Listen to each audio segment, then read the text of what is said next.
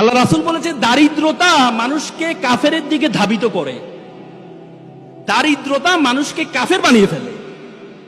তো সুতরাং আমরা বলি, আমরা সবসময় এমফেসাইজ করি যে গরিব থাকো, গরিব থাকো, টাকা পয়সা এত লাভ কি, দুনিয়া দুনিয়া করা দরকার না, আখিরাত করো না। ইসলামের যত বড় বড় ইবাদত আছে, সবচেয়ে বেশি বড় ইবাদত গুলো কিন্তু ধনীর জন্য।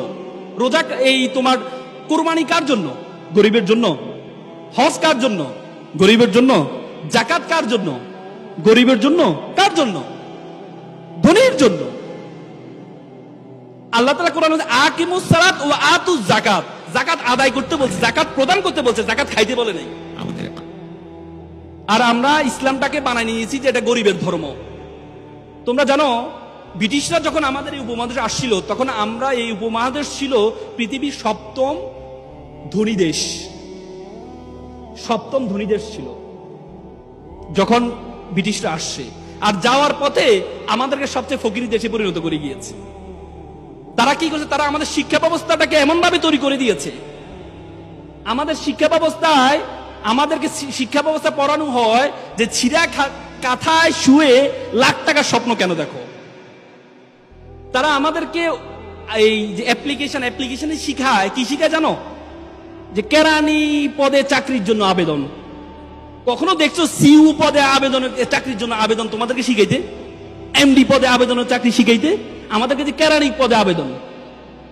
তার মানে ব্রিটিশরা আমাদের মাথায় ঢুকিয়ে দেয় তোরা ফকিরের জাতি, তোরা ফকিরের জাতি, তোরা চিন্তা করবি কেরানি পর্যন্ত, একটা প্রধান হওয়ার জন্য চিন্তা করবি না। আমরা সেই মেন্টালিটি নিয়ে আছি। বড় স্বপ্ন দেখতে পারি না, এমডি হব সে স্বপ্ন দেখতে পারি না, বড় ব্যবসায়ী হব স্বপ্ন দেখতে পারি না, সে স্বপ্ন দেখতে পারি না। এই জন্য তুমি যদি, আমি বিশ্ববিদ্যালয়তে বের হওয়ার পর আমার চিন্তা ছিল আমি চাকরি করব, সরকারি চাকরি করব।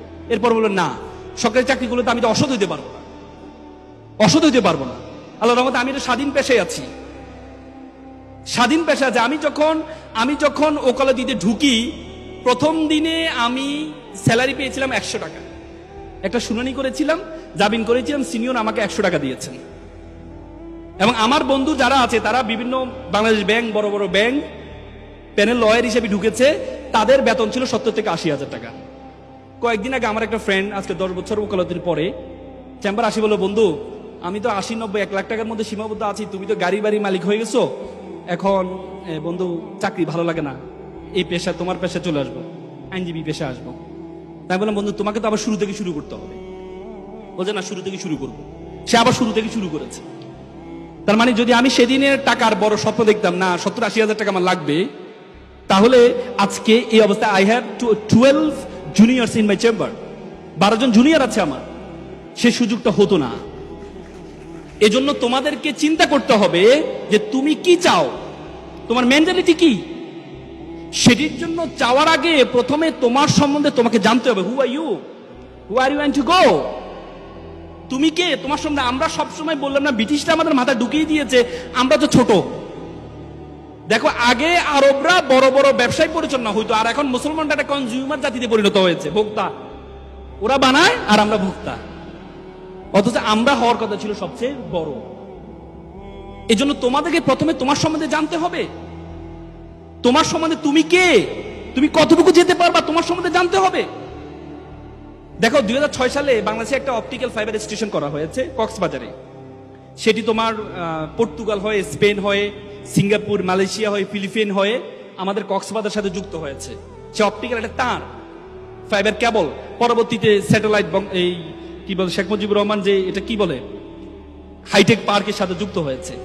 সে তারটার দূরত্ব ছিল 17,500 কিলোমিটার। 17,500 কিলোমিটার একটা তার দিয়ে পুরো পৃথিবীটা আমাদের হাতের মুঠে চলে আসছে। আজকে আমরা এখানে কি করছি, আমেরিকা বসে দেখতে পাচ্ছে, আমেরিকাতে কি করছে আমরা এখান থেকে বসে দেখতে পাচ্ছি, মাত্র 17,000 কিলোমিটার একটা তার দিয়ে। বিজ্ঞান বলে আমাদের মাথার মধ্যে যে তার আছে, নার্ভ আছে, বলা হয় 2 কোটি নার্ভ আছে আমাদের মাথার মধ্যে। একটাকে যদি একটার সাথে যুক্ত করা হয় 2 লক্ষ কিলোমিটার হবে এটা দূরত্ব। তুই ইমাজিন, মাত্র 17,000 কিলোমিটার দিয়ে পুরো পৃথিবীটা আমাদের হাতের মুঠে চলে আসছে। 2 লক্ষ কিলোমিটার নার্ভ দিয়ে পুরো বিশ্ব জগৎ তোমার হাতের মুঠের মধ্যে চলে আসবে। এজন্য তোমাকে জানতে হবে তুমি কে, বিশ্ব জগৎ সম্বন্ধে ধারণা আছে। এই বিশ্বজগতের আয়তন কত বড় বলো তো? পৃথিবীর আয়তন কত?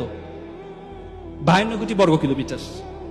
যে পৃথিবী, যে আয়তন, যে পৃথিবীটা, এই পৃথিবীটা আমরা যে সূর্যটা দেখতে পাই, এই 52 কোটি বর্গ কিলোমিটার মধ্যে 7টা মহাদেশ, 7টা মহাসাগর আছে। এই 52 কোটি বর্গ কিলোমিটার পৃথিবীটাকে যদি সূর্যের মধ্যে ঢুকিয়ে দেওয়া হয়, তাহলে 13 লক্ষ পৃথিবী ঢুকিয়ে দেওয়া সম্ভব। কত লক্ষ? 13 লক্ষ। আর সূর্যটা কি? একটা নক্ষত্র। আল্লাহ বলেছে বিলিয়ন বিলিয়ন মিলিয়ন নক্ষত্র আছে। তার মানে এই বিশ্বজগৎ সম্বন্ধে তোমার ধারণা আছে? এই বিশ্বজগতে আল্লাহ তাআলা তোমাকে আমাকে কি বলেছে জানো? আল্লাহ বলেছে কুনতুম খায়রা উম্মাত উখরিজাত লিন-নাস তা'মুরুনা বিল মারুফ ওয়া তানহাউনা আনিল মুনকার।